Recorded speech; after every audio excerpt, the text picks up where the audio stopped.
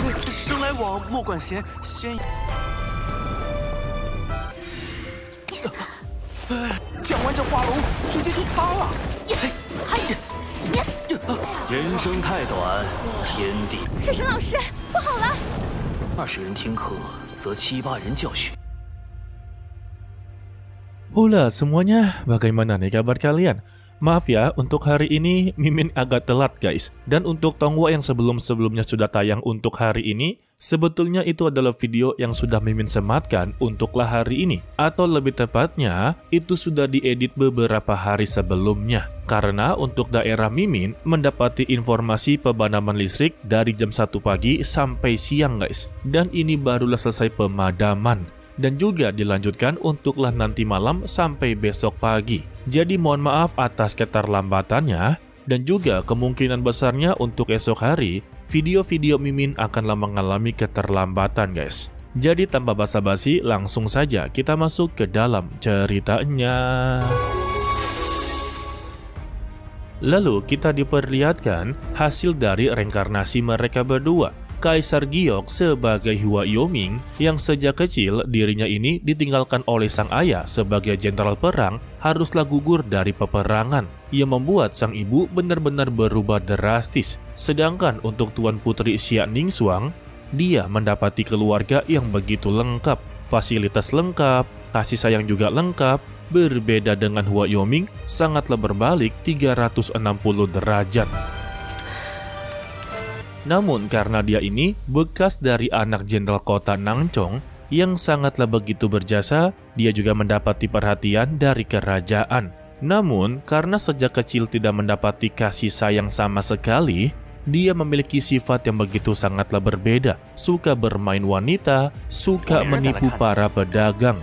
Bahkan juga dia menggunakan statusnya untuklah mengancam orang yang mencoba untuklah menghalangi jalannya.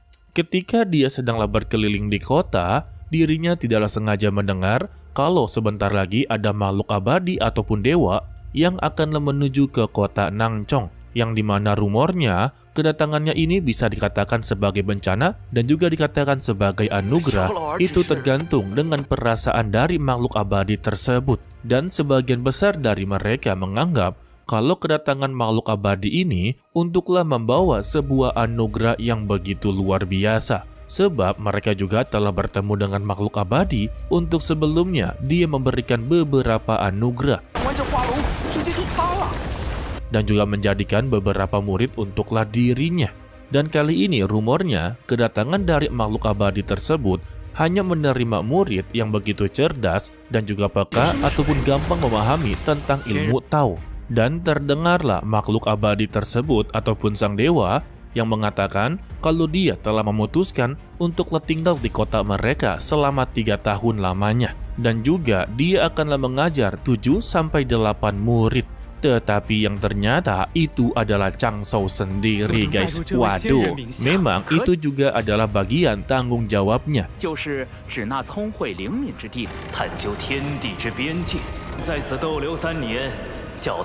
Menyelamatkan serta membimbing mereka berdua untuklah kembali ke surga lagi. Lalu Chang Shou pun menyuruh untuk 20 orang pertama datanglah ke ruangannya untuklah mendengar beberapa ceramah darinya. Jika mereka bisa bertahan, maka mereka akanlah diterima. Sehingga seluruh para warga di sana pun langsunglah berbondong-bondong untuk memasukinya. Walah, malah menjadi bersaing ya. Dan ketika Hua Yoming inginlah memasuki gerbang, di sana juga ada Xia Ningxuang, sehingga mereka pun langsunglah berdebat satu sama lain. Yoming langsunglah mempertanyakan mengapa dia memutuskan untuklah menjadi pertapa ataupun seorang kultivator, padahal dirinya ini sudah menjadi tuan putri, sudah pasti akanlah hidup enak, dan juga dirinya tidaklah perlu takut untuk tidak bahagia, karena bagaimanapun juga orang yang tinggal di kerajaan pastilah bahagia. Tetapi Xia Ningxuang langsunglah membalas kalau dia ini inginlah hidup dengan begitu bebas dan mendapati prestasi yang baru. Dan mereka pun bertemu dengan Chang Shou yang sedanglah menyamar menjadi salah satu dewa sebagai kebijakan. Lalu kita kembali dalam beberapa jam yang lalu, Chang Shou dan lainnya dibuat begitu sangatlah kepusingan Ternyata untuk Hua Yoming memiliki banyak sekali wanita yang menyukai dirinya. Hal ini membuat mereka bertiga sangatlah kebingungan bagaimana cara untuklah mengatasinya. Karena bagaimanapun juga, Kaisar Langit haruslah tetap bersama dengan Ibu Permaisuri. Dan tidak boleh ada yang namanya pengganggu. Maka dari itulah mereka mempunyai sebuah ide kalau Changshou akanlah turun ke dunia manusia dalam mengajari mereka semua tentang ilmu kebijaksanaan dan yang lain-lainnya. Maka dari itulah dia menjadi seorang guru, guys. Ia bertujuan agar Hua Yoming ini fokuslah dalam pemahaman ilmu taunya dan bisa kembali seperti semula. Dalam pertemuan tersebut, Changshou langsung menanyakan kepada Hua Yoming apa cita-cita dia. Yang ternyata dirinya ini inginlah sekali menjadi seorang jenderal sama seperti ayahnya. Changshou pun langsunglah kembali bertanya, dengan dia menjadi seorang jenderal itu sama saja menguntungkan satu pihak di masa depan. Dan pada akhirnya juga semua itu tergantung kepada karakter masing-masing. Lalu Changshou juga akanlah mengajak ke-20 pendaftar yang akanlah menjadi muridnya. Tetapi ingat, dia hanya akanlah mengambil 7-8 orang yang akan benar-benar menjadi muridnya. Setelah berada di ruangan, Changshou mengaku kalau dia akanlah mengajari mereka semua hanya selama 3 tahun saja. Dan siapa sangka juga kalau Changshou telah memilih ke-8 muridnya. Di sini dia menekankan dirinya membebaskan mereka semua untuklah belajar.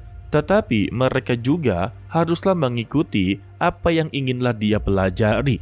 Dan Hua Yoming pun langsunglah berdiri dengan mengaku dia inginlah sekali mempelajari sihir paling kuat di dunia ini. Namun Changshou tidaklah mengizinkannya.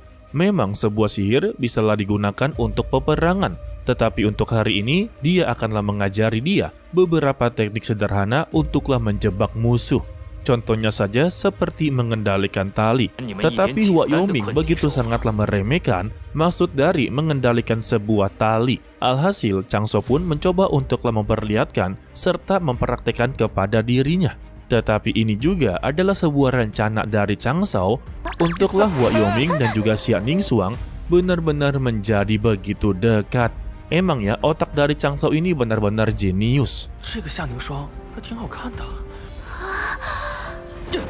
Tetapi mereka berdua ini masihlah begitu keras kepala dan masihlah menyimpan penuh kebencian. Karena sejak kecil mereka ini adalah rival abadi, guys. Sehingga hari demi hari pun mereka lewati untuklah belajar bersama-sama.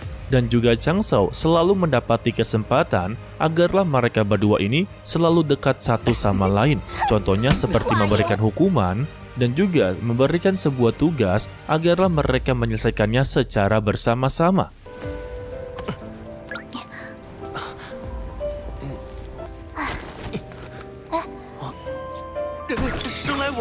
Seiring berjalannya waktu, benih-benih cinta dari mereka berdua mulailah tumbuh. Dan mereka juga menjadi begitu sangatlah malu jika bertemu dengan satu sama lain. Berbeda dengan sebelumnya, ketika bertemu pasti baku hantam. Namun kali ini ketika bertemu mereka malah salah tingkah. Dan sesingkatnya 3 tahun pun telah berlalu. Changshou memberitahu kepada mereka 3 tahun begitu sangatlah singkat.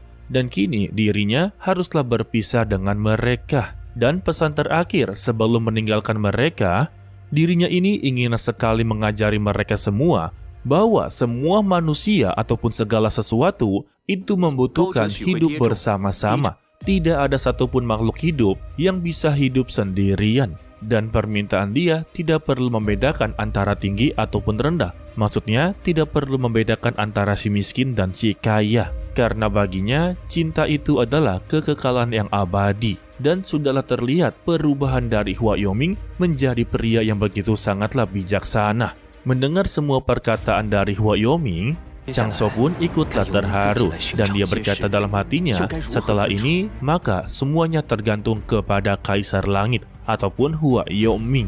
Lalu dia pun memberikan sebuah kantung penyimpanan dan itu adalah hadiah terakhir kepada seluruh muridnya. Jika mereka dalam keadaan yang begitu sangatlah bingung, maka bukalah kantung penyimpanan tersebut, maka mereka bisalah menghubungi dirinya sebagai hubungan guru antara murid. dan Chang Shao pun langsunglah pergi dari sana. Tetapi sebelum itu, Hua Yoming langsunglah menanyakan jika diizinkan apakah dia boleh mengetahui namanya. Dan Chang Shao langsunglah menjawab kalau dia ini adalah Mu Qinghua. 多谢先生3年的悉心教导。 Sementara itu, untuk Pangeran Luya, dia benar-benar begitu sangatlah kesal. Untuk sampai saat ini saja, dia sama sekali tidaklah menemukan sosok reinkarnasi dari Kaisar Langit dan juga Ibu Permaisuri.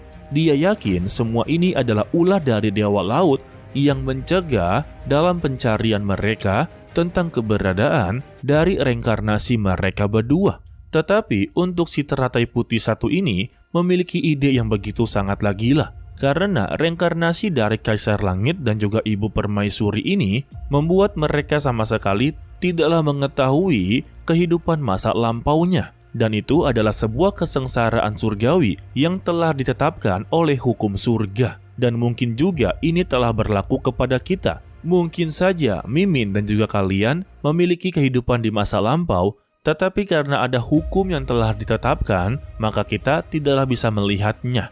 Dan ide gila dari teratai suci yaitu membuat sebuah bencana besar bagi para umat manusia. Tidak sampai di situ juga, bukan hanya sebuah bencana, melainkan sebuah peperangan. Ya elah, emangnya dua penjahat ini kagak ada kapok-kapoknya. Udah gitu, Chang Shao tidak pernah berniat untuklah menghabisi mereka. Hal ini juga membuat Hua Yoming yang sudah menjadi seorang jenderal haruslah turun untuk memimpin sebuah peperangan. Dan pesan terakhir Xia Ningsuang kepada dirinya, kembalilah hidup-hidup karena dia masihlah menginginkan dirinya. Waduh, benar-benar terharu nih kata-katanya. Sesingkatnya, perjuangan dari Hua Yoming untuk memimpin sebuah peperangan, dia benar-benar berhasil.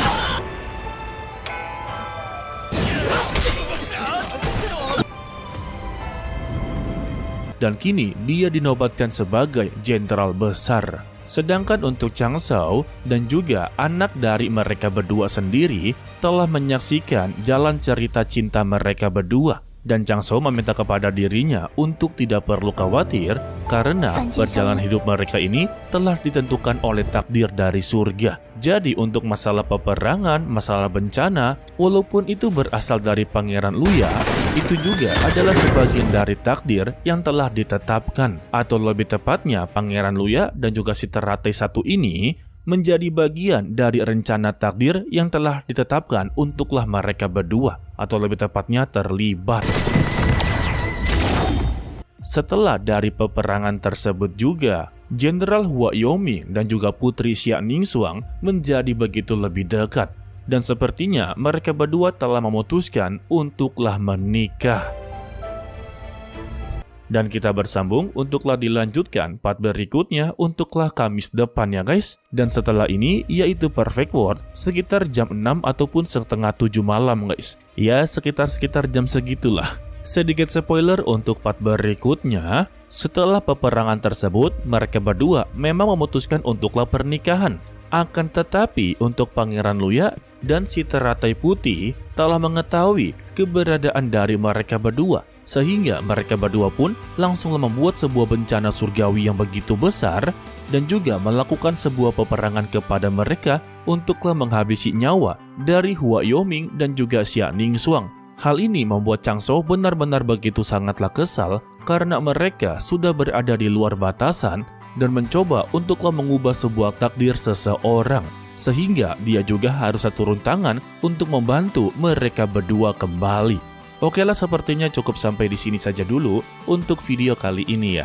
Mimin ucapkan terima kasih kepada kalian yang telah menonton sampai akhir.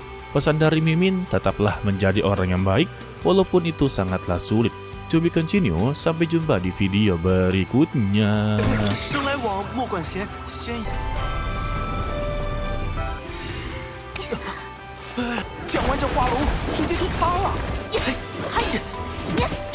人生太短，天地。水神老师，不好了！ 20人听课，则7、8人教训。